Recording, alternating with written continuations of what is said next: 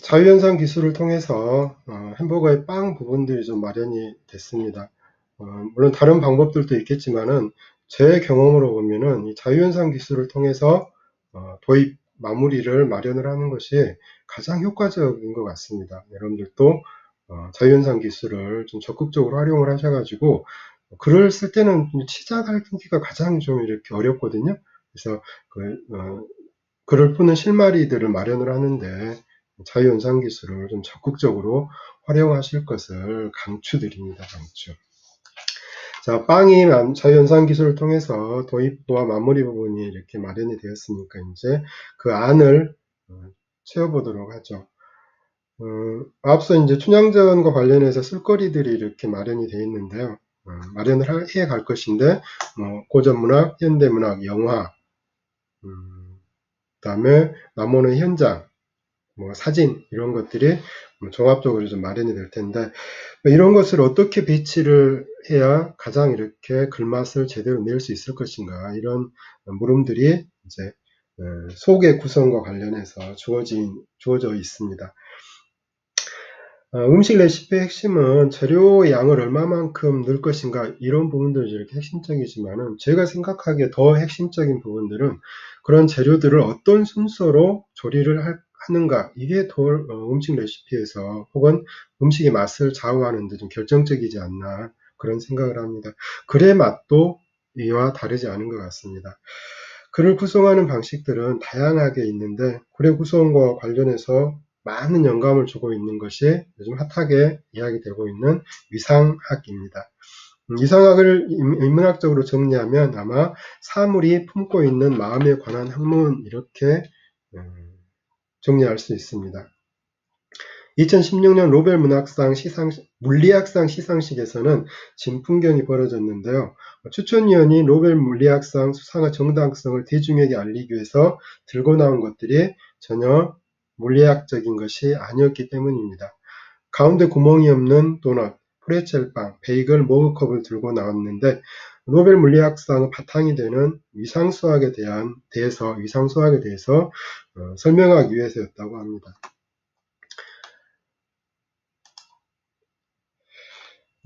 설탕이 묻어있는 도넛, 그 다음에 서양식 꽈배기 빵이라고 하면 되겠죠. 프레첼빵, 그 다음에 가운데 홀이 하나 있는 베이글, 그 다음에 손잡이가 있는 머그컵, 손잡이가 없는 도자기컵 이렇게 5개를 놓고 봤을 때 우리가 상식적으로 유사한 것들을 짝을 지으시오 이렇게 하면은 설탕 묻은 도넛과 프레첼빵과 베이글 이렇게 3개를 하고 그 다음에 음료를 마실 수 있는 기능을 수행하는 머그컵과 도자기컵을 이렇게 같이 이렇게 먹는 것이 상식 수준이죠. 상식에서. 근데 위상학, 위상수학, 위상성에서는 전혀 그렇지 않다는 것입니다. 그래서 위상학에서는 그 사물이 어떤 공간을 품고 있는가, 공간을 몇 개 품고 있는가, 이런 공간 홀수가 그 유상성이 같다 다르다를 판단할 수 있는 근거라고 이야기를 합니다.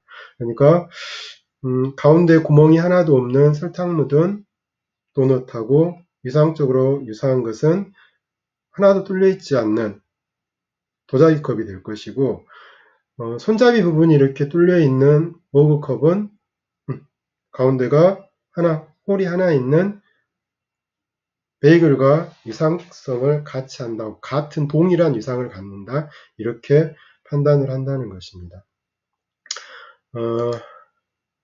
이 사진을 보면은 좀 더 이해가 빠르지 않을까 싶어요. 그래서 위치상의 단절이나 끊김이 없이 이와 같이 베이글로 도자기컵은 머그컵은 변형이 될 수 있고 마찬가지로 베이글은 위치에 단절 끊김 없이 이와 같은 변형을 통해서 머그컵으로 이렇게 갈 수 있다는 것이죠.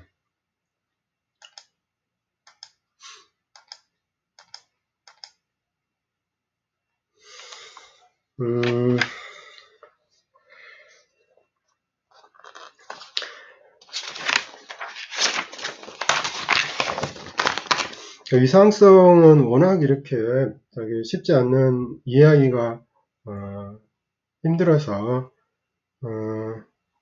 이 토폴로지라고 하는 그 이상 수학을 가리키는데 수학학과 학생들은 토폴로지를 또 모르지 이렇게 이야기를 하기도 한다고 합니다. 그래서 이건 이상성은 좀 더 인문학적 상상력이 좀 풍부한 사람들이 어쩌면 더 접근이 용이하지 않을까 이런 생각도 해보게 됩니다. 글을 구성을 하는 방식들로 좀 넘어갈 텐데요. 사건을 전달할 때는 시간의 흐름에 따라 전달하는 것이 가장 효과적이죠. 그래서 단선적인 구성, 이런 것들은 과거 글쓰기에서 많이 지향을 했던 것입니다. 선적 구성은 시간 흐름의 바탕을 두고 구성을 합니다. 과거, 현재, 미래, 아침, 점심, 저녁, 태어남, 삶, 죽음 등 선적 구성 등이 선적 구성을 대표합니다. 단선적 구성은 하나의 사건을 설명하는 데 최적화된 구성입니다. 다른 것들은 대신에 다 배제를 시켜버리죠. 다른 것들이 끼어들 여지를 남겨주지 않습니다. 다채로운 사건들이 다양한 이상에서 전개되고 있는 현장을 능동적으로 반영하는 데는 그래서 한계를 지니고 있는 구성이라고 할 수 있습니다. 그래서 문화적 글쓰기는 이 단선적 구성에서 벗어나서 다양한 품을 만들어냄으로써 좀 더 다양한 것들이 안으로 들어와서 다채롭게 의미를 발산할 수 있도록 하는 것이 문화적 글쓰기가 지향하는 바입니다. 자, 이 하나의 선을 양쪽을 묶으면은 원형 매듭이 이렇게 만들어집니다. 그러면은 하나의 공간을 품게 되는데요. 대상들을 하나의 공간, 즉 주체의 마음으로 모두 품어내는 그런 구성들입니다. 이것은 시적 구성이라고 할 수 있습니다. 시적 구성. 그래서 세계를 자화하는 데 있어서 최적화된 구성 방법이라고 할 수 있을 텐데요. 모든 것들의 동질적인 속성들을 찾아내서 하나로 이렇게 묶는 작업들은 대단히 이렇게 힘든 작업일 뿐더러 이런 다채로운 문화가 전개되고 있는 상황에서는 비효율적이지 않는 그런 구성 방법이라고 할 수 있을 것 같습니다. 그 다음에 하나의 선으로 이제 공간을 품어내는 방식들은 굉장히 다양한데요. 그 중에서 세임 매듭이라는 것이 있습니다.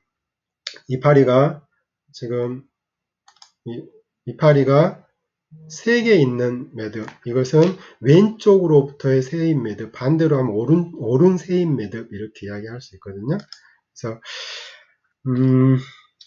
이 하나의 선으로 다양한 매듭을 만들 수 있는데 5연 매듭도 가능하고요. 7연 매듭, 더 이렇게 다채롭게 꽈서 이렇게 매듭을 지어서 할 수 있는데 5연 매듭이나 7연 매듭 같은 경우는 여백 자체가 가운데 이렇게 집중이 되어 있고 다른 데는 이렇게 거의 한 줄처럼 이렇게 달라붙어 버리게 됩니다. 그래서 공간을 다채롭게 구성을 하고 그 안에 의미를 이렇게 담아내는 데는 한계가 좀 있는 것 같아요. 그래서 하나의 선으로 만들 수 있는 가장 최적화된 공간은 4개의 공간을 품고 있는 이 세임 매듭이 적당한 것 같습니다. 세임 매듭은 모두 4개의 공간을 품고 있습니다. 가운데를 중심으로 3개의 공간이 균형과 긴장을 유지하고 있죠. 그래서 이와 같은 세임 매듭적인 글의 구성은 한 편의 텍스트를 그다음에 하나의 주제를 삼아 가지고 분석을 하는데 아주 효과를 잘 발휘할 수 있습니다. 그러니까 논문 쓰기 같은 경우 하나의 챕터를 이렇게 만드는데 이와 같은 방식들이 유효하다고 볼 수 있겠죠. 그래서 단일한 비평적 시선을 유지하면서 세계에서 4개의 측면에서 분석, 해석하는 데 좋은 구성법인데 문화기술에서는 좀 더 다채로운 것들이 들어와야 되기 때문에 단일한 어떤 주제 이런 것들을 유지하기보다는 좀 더 다양한 것들이 들어올 수 있는 그런 방식들이 더 효과적일 수 있을 것 같습니다. 비평 현장에서는 이 세임 매듭의 글쓰기 방식들이 효과를 잘 발휘할 수 있을 것 같습니다. 그 다음에 이제 이게 솔로몬 매듭 이렇게 이야기하거든요. 두 개의 원형 매듭을 교차를 시켜가지고 모두에서 5개의 공간을 만들어내는 것이 그것을 솔로몬 매듭 그렇게 이야기합니다. 솔로몬 매듭. 2개의 선으로 2개의 원형 매듭을 만듭니다. 그리고 이것을 교차해서 만든 매듭이 솔로몬 매듭입니다. 모두 5개의 공간을 품고 있는 구조입니다. 이것은 2개의 작품을 대조, 비교, 분석하는, 대비해서 분석하고 해석하는데 효과적인 공간 구성법, 그래 구성법이라고 할 수 있을 것 같습니다. 그 다음에 이게 락강의 정신분석학에서 등장을 해서 많이 유명해진 보로메우스 매듭이거든요. 보로메우스 매듭. 3개의 원형 매듭, 둥근 매듭이 서로 교차를 해가지고 긴장을 유지를 하면서 모두에서 7개의 공간을 품는 매듭입니다. 이 가운데는 3가지가 같이 이렇게 공통되게 연결이 되어 있고 나머지 3개는 각자 2개씩 둘씩 공통된 공간이고 그 다음에 이 3개는 저마다의 공간이 되는 것이죠. 락강은 우리의 이제 정신세계가 상상계, 상징계, 실제계 이와 같은 긴장이 잘 유지되었을 때 건강한 마음이라고 그렇게 이야기를 하고요. 이것이 하나가 이렇게 풀려나 버리는 것을 정신병 이렇게 이야기를 하고 있습니다. 이것은 묶여있는 것이 아니기 때문에 저마다 이렇게 자유로운 각자성을 잘 유지를 하고 있습니다. 그게 핵심이거든요. 그래서 보로메우스 매듭 부분들 한번 이렇게 읽어볼게요. 보로메우스 매듭은 정신분석학자 락강이 상상계, 상징계, 실제계 모델로 예시를 들어 유명해졌습니다. 이 매듭에서 중요한 것은 3개 원형 매듭의 각자성입니다. 이것은 꼬이지 않아서 각자 자유롭게 움직일 수 있습니다. 그러면서 상호작용, 긴장을 통해 셋이 모두 품고 있는 하나의 공간과 둘씩 품고 있는 3개의 공간과 저마다 품고 있는 3개의 공간 등 모두 6개의 홀을 가지고 있습니다. 우리가 문화적 글쓰기에서 적극적으로 도입하고자 하는 구조가 바로 보로메우스의 매듭입니다.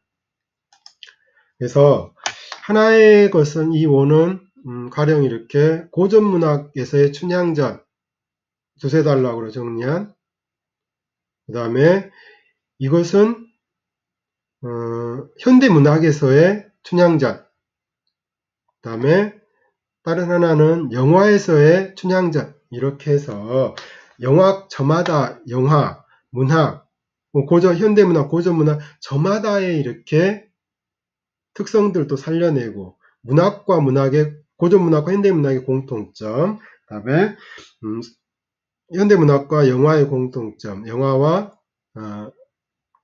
고전문학이 상호 소통하는 부분들 이런 것들도 담아내고 가운데는 셋이 공통적으로 지향을 하는 이제 큰 주제가 될 텐데 예를 들면 사랑 이런 것을 삼아도 되겠죠.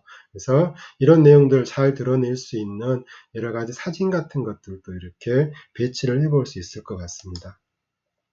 그래서 문화적 글쓰기라고 하는 것은 음식으로 비유를 하면은 비빔밥이라고 할 수 있거든요. 비빔밥. 다채로운 것들을 가지고 와가지고 뭔가 각자 이렇게 장르에서 새로운 것을 찾아내는 것, 새로운 시를 쓰는 것, 작품을 쓰는 것이라기보다는 기존에 있는 것들을 가져다가 잘 비빔으로써 처음인 의미들을 새로운 맛을 이렇게 만들어내는 것이 문화적 글쓰기의 핵심입니다. 그래서 지금 우리는 이제 춘향전과 관련해 가지고는 방금 이야기한 대로 보로메우스 매듭처럼 3가지 고전문학, 현대문학 그리고 영화를 가지고 한번 잘 비벼 볼 것입니다.